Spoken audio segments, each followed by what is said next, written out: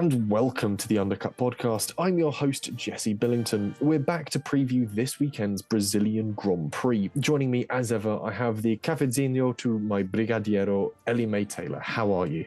Good, thank you. I don't think too much has happened since, we're recording this on a Wednesday. We recorded the review on a Monday. Yeah. I don't think much has happened other than the fact that my pumpkins look a bit sad. And that's not a euphemism, that's the pumpkins. Yeah, great. Now I've got to record this entire podcast thinking about Ellie-May's pumpkins, and you can clip that if you want to. But yeah. How are you? Not too bad. Putting your pumpkins out of mind, I really could go for a cafezinho right now because I sort of Googled it before we went live, and it's it's basically like a Brazilian flat white, but it's done with sugar in there as well, so it's quite sweet. And I'm like, ooh, I could go for one of those, especially the brigadeiros. They're like the Brazilian fudge balls. Made them on an old series of Formula Food, if you remember me from when I used to be the staff writer at Food Tribe. Yeah, they're great fun to make and enjoy. Especially because you'll just simply eat an entire plate of them and then realize you've eaten like your body weight in fudge. But hey, that's all the fun of the fair, all the fun of the Carnival, rather, because of course we're in Brazil for the Brazilian Grand Prix. I think it's still called the São Paulo Grand Prix, technically, isn't it? I think so, yes. Because it sort of shifted its name a couple of times as it sort of bumbled around Brazil, a bit like Mexico is now actually the Mexico City Grand Prix. This is the São Paulo Grand Prix. So we'll take a running jump at the news, which we've had come out since Monday, and there's been a fair amount, most of it feeder series wise. And we kick off with Arvid Lindblad, who has joined Formula 3. He is a Red Bull junior driver, and he completes Prema's lineup for 2024. He'll be racing alongside Dino Beganovic and Gabriele Mini. He finished fifth in the F4 UAE sort of stages, third in the Italian F4 Championship, and fourth in Euro F4. So he's not a bad pedal smith by all accounts, and it'll be interesting to see how he performs in the very competitive team of Prema against two very talented drivers, especially Beganovic and Mini, going into their second seasons in Formula 3. So it's a big ask there. I know you don't tend to follow the feeder series, but have you got anything you want to sort of chirps in with this one, Ellie-May? No, I'll just almost the same sort of sentiments that you have said, really. I know sort of when doing the graphics for feeder series, obviously I've looked up who's sort of getting the podiums and sort of looked into F3 that way a bit, and they always kind of seemed like two quite common names that came up. So he's got kind of stiff competition in that team to go up against. Yeah, certainly within his team, and I think within the Formula 3 field as it builds and fills out. We'll wait and see how it develops. But we've got a new name that is moving away from Formula 3 and into Formula 2 for 2024. It's Zak O'Sullivan. The Williams Academy driver joins ART Grand Prix in Formula 2 after a brace of seasons in Formula 3, where he's taken 4 victories and secured second in the Drivers' Championship in the last season alone. So not bad, really. Of all the Prema drivers this year in Formula 3, he took the most wins, beating out Dino Beganovic and Paul Aron. So not doing too badly there either. And again, another mention for Dino Beganovic, a very talented driver in his own right. O'Sullivan will be driving for Williams in Abu Dhabi in FP1 in place of Albon. Sargent filled out one of the requirements when he first joined F1, so it has come to Alex to make way for the rookie.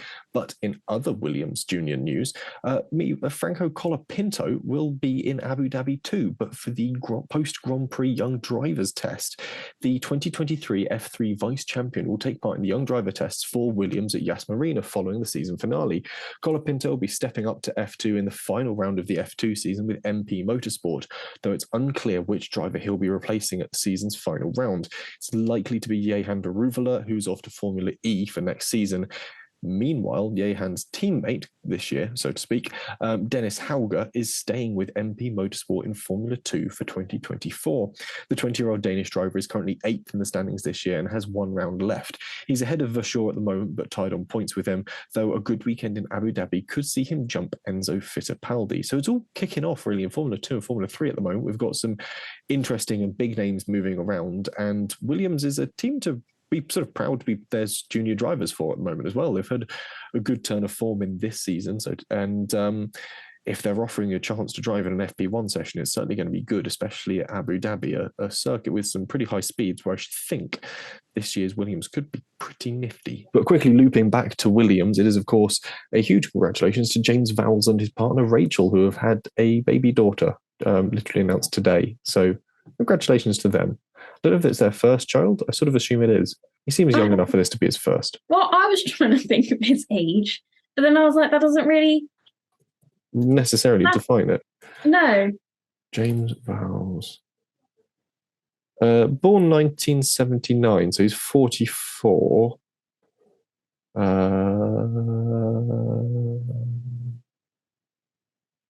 Nope, his Wikipedia page doesn't particularly detail his personal life, so it's tricky to tell.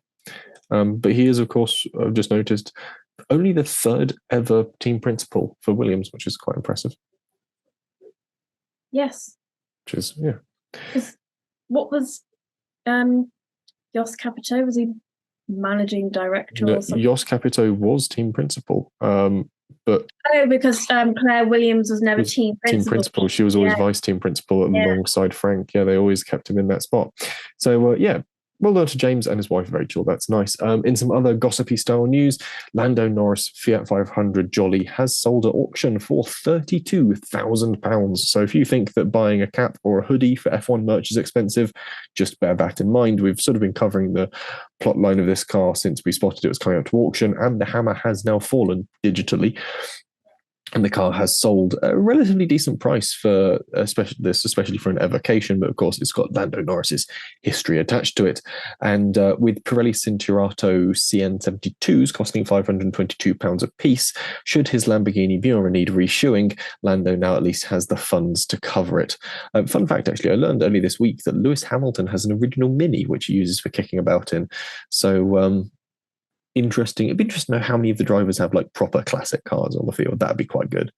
And you also say like Lando wouldn't be able to afford to put new tyres on his Lamborghini. He doesn't have to worry about it at all now, I think is more the mindset.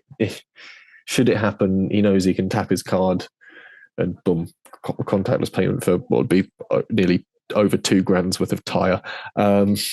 Anyhow, speaking of Lewis, or rather the Mercedes team, Mike Elliott has now left Mercedes. Mike was the Mercedes chief technical officer and has now been put onto gardening leave from the team, though there isn't public knowledge of him having any contracts with other teams lined up. Elliott was promoted in 2021 towards the tail end of that season, replacing James Allison at the team, and is regarded as the engineer behind the zero side pods concept that led the team down the wrong path in 2022, a path that they only now seem to be recovering from. With the 2024 season in mind, a reshuffle was again used and Allison reinstated as the full-time technical director. Mike spent some time on the sidelines in a different role and then went on to resign by his own accord.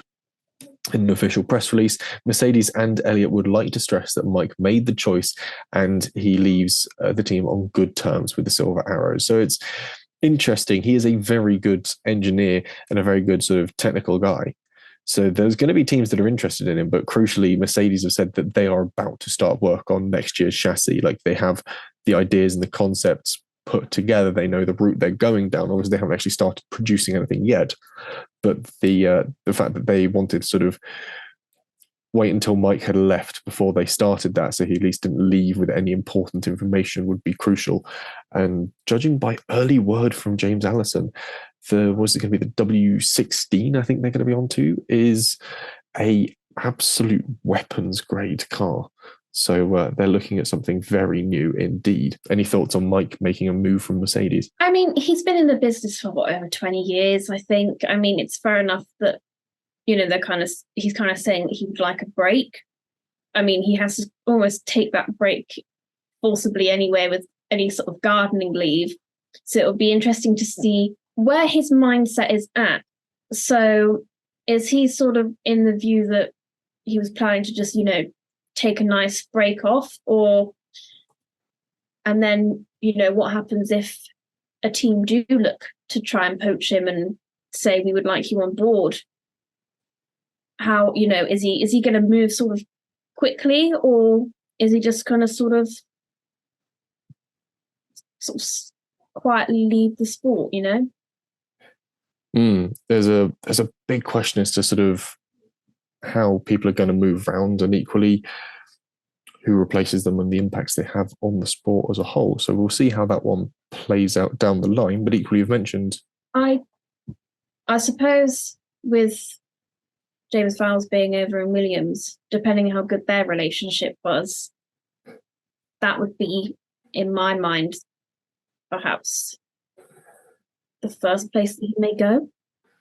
He might sort of make that move over there to a name that he recognises and see what it brings.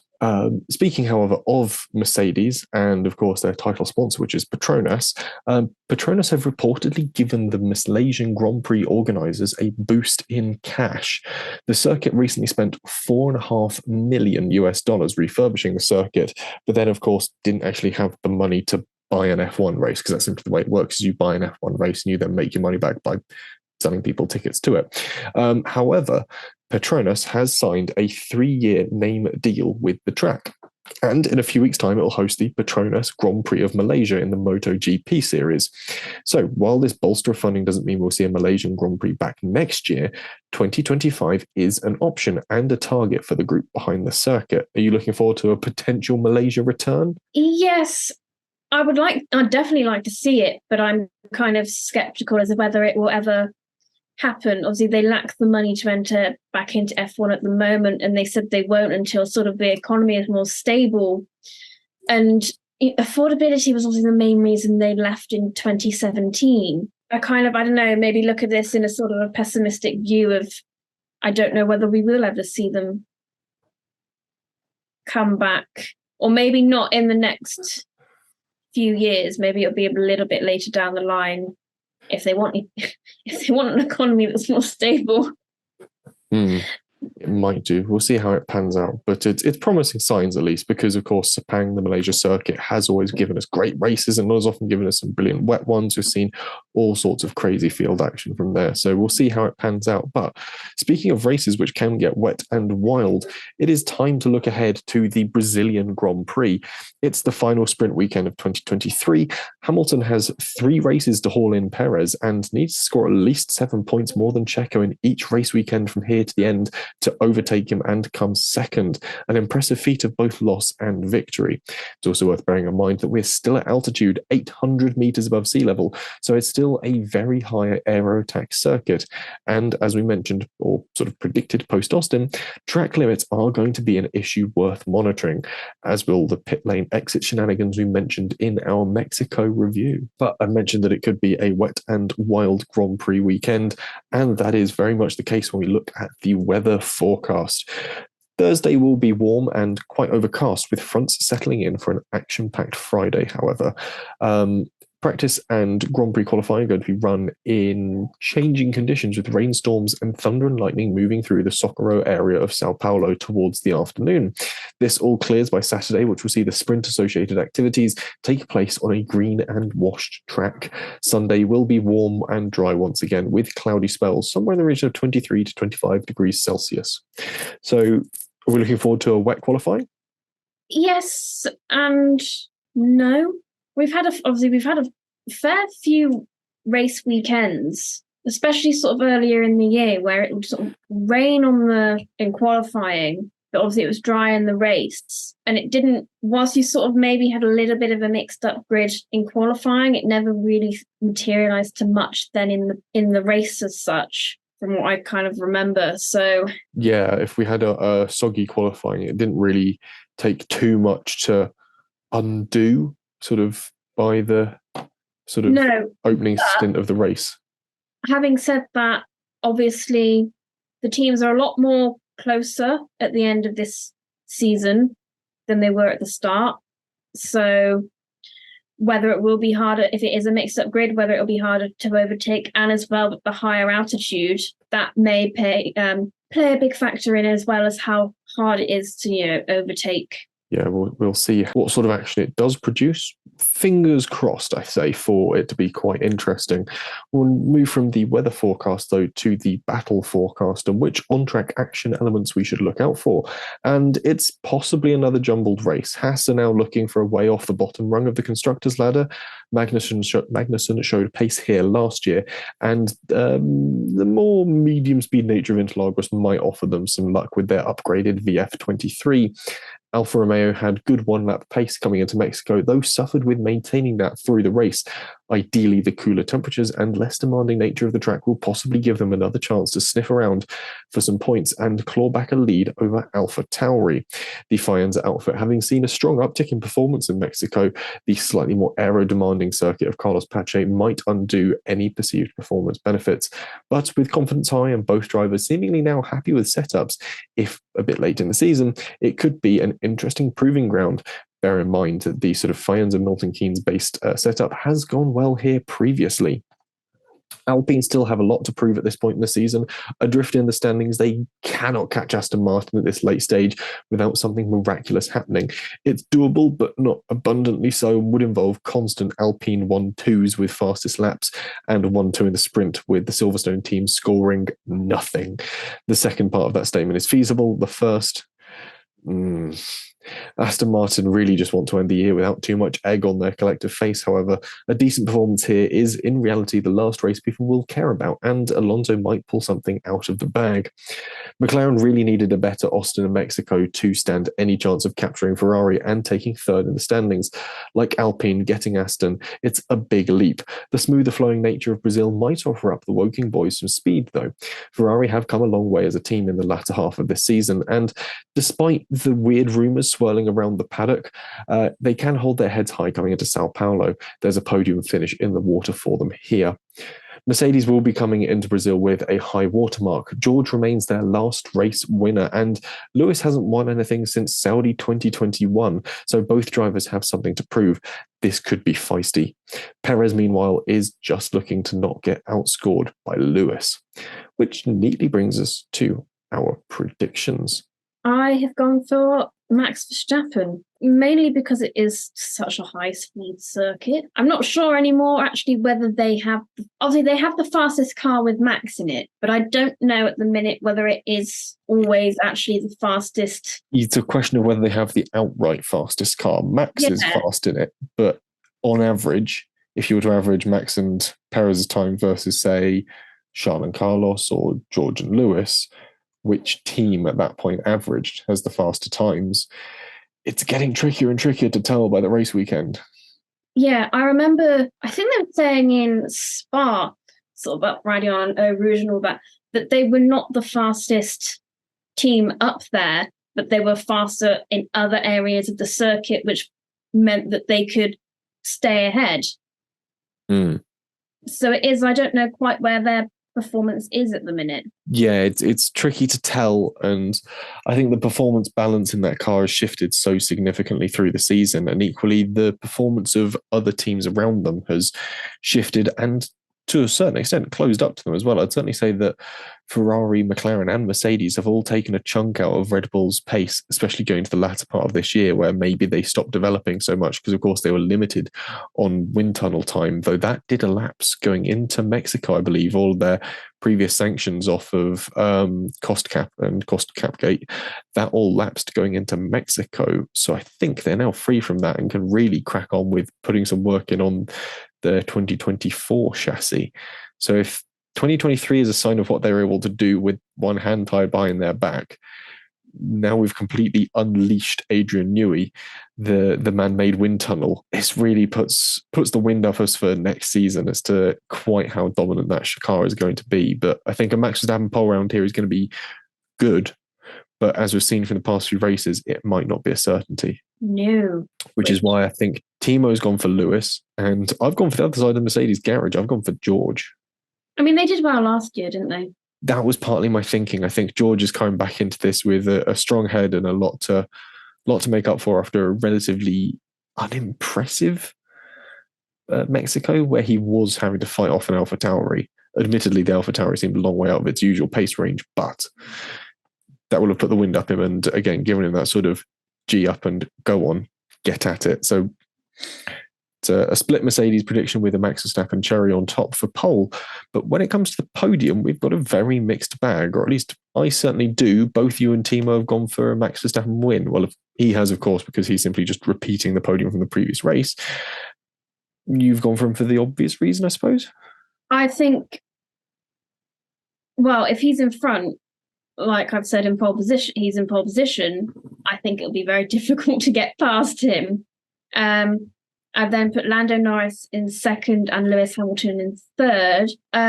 Obviously, we predict that the Mercedes will be very good around here. And Lando Norris, well, the McLaren is quite good at high speed and medium speed corners, aren't they? It's the slow speeds that they struggle with.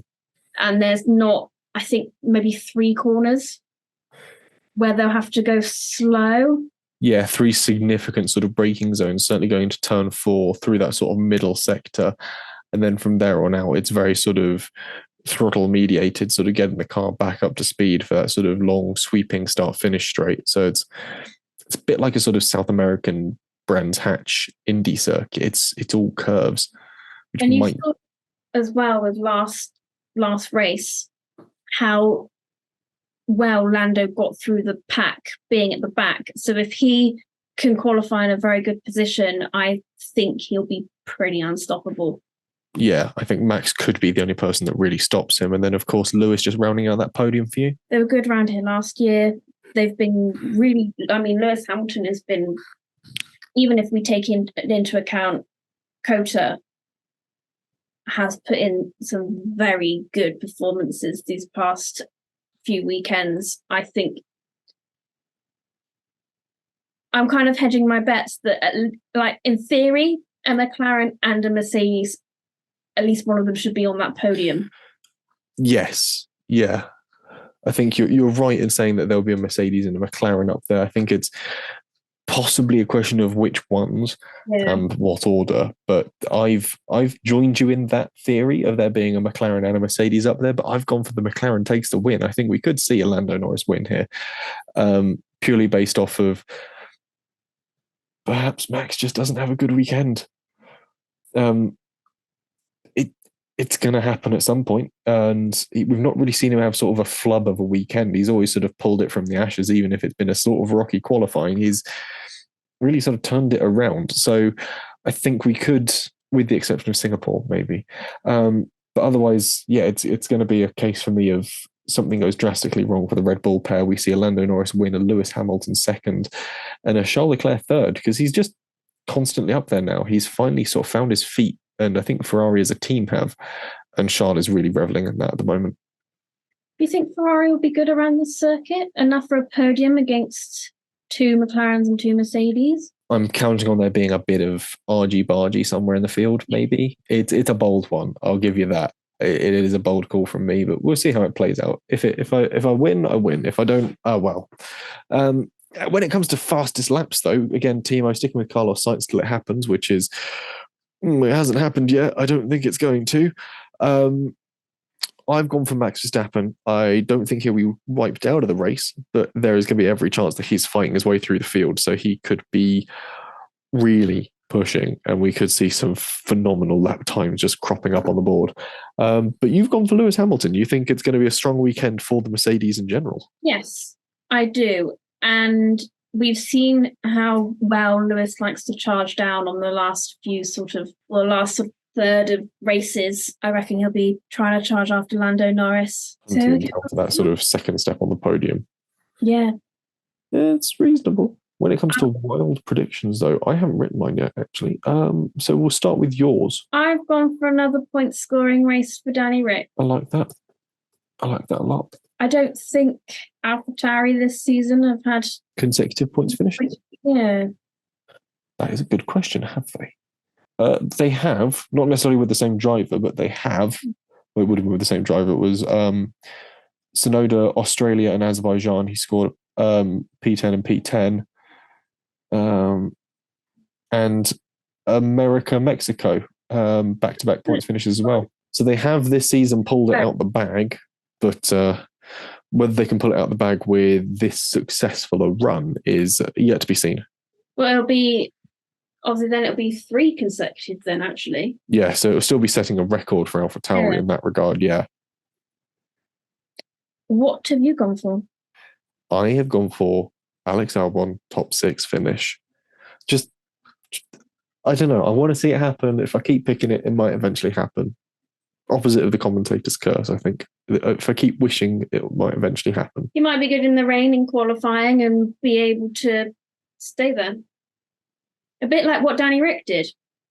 Yeah, that's very much what I'm thinking. And I'm sort of hoping that because it's not quite such a technical sort of breaky, turny circuit, he might stand a chance in the Williams. And equally, he's got a lot to prove going through Brazil. He obviously missed out on a podium there a few years back when Lewis Hamilton spun him out when we saw that Pierre Gasly win. Pierre Gasly was at P2, Sainz P3, wasn't it, once Hamilton was demoted, yeah. So I reckon we could see Albon do something impressive here. He's got a personal vendetta with the circuit. How did he do last year around here? I can't remember. P15. So he's not got a particularly high bar to cross. He wouldn't have raced here in 21, did he? But 20, he would have raced here. Yes. But we didn't race. We didn't race in Brazil in 2020, did we? No. So yeah, he has got a lot to answer for coming into Brazil. So fingers crossed for Albon. And meanwhile, Timo's gone for Fernando Alonso finishes in the top 5. Bold. Oh, it is a bold one. It is a very bold one. It'd be nice to see it happen. Will we see it happen? Probably not. No, I said obviously double points finish last, or both Fernando Alonso and Lance Stroll in the top 10 in Mexico, and that did not happen. No, not with any great sort of appearance. Might have some predictions from fans. I think we've only got one in this week. Check social feeds as well to see if there's any kicking around on there. View or comments, none. Okay, so we've only got the one fan prediction, and it's Haas chap Henry again with Haas 1-2, which you've got to give the guy some dedication for really going for it each time. He's manifesting. Yeah, in the same way that I am Matt Albon top 6, which is a neat point to wrap up this week's episode, the preview for the Brazilian Grand Prix episode on. We'll be back after the Brazilian Grand Prix reviewing all the action from the sprint weekend. There should be plenty to look at, hopefully. In the meantime, make sure you've liked, commented, and subscribed, as well as got notifications turned on across all of our feeds to not miss anything. In the meantime, you can find Timo on Is It Fast, On the Curbs, the Nitro RX podcast, Paddock Sorority, and Instagram. Ellie-May, where can the people find you? You can find me on our Instagram account where I do the graphics, or you can find me on TikTok. I will also be in bed because I think, as you can probably tell by this podcast, I've had a long, hard day at work. She is exhausted. And my brain is so muddled. But anyway, where can the people find you, Jesse? The people can find me on Instagram, Twitter, and TikTok as @JesseOnCars, and you can find me writing for Classic Car Weekly. When this episode comes out, you'll be able to pick up a copy of the latest paper, which has me pitting the Austin Allegro against the Mark II Volkswagen Golf. And it's also got a preview of the London Brighton Classic Car Run, which is this weekend, or London Brighton Veteran Car Run, I should say, this weekend, which is set to be dry, thankfully. So we'll see how that pans out. But in the meantime, be sure to give us a follow, make sure you've liked, commented, and subscribed, and we'll be back with some reviews on the Brazilian Grand Prix.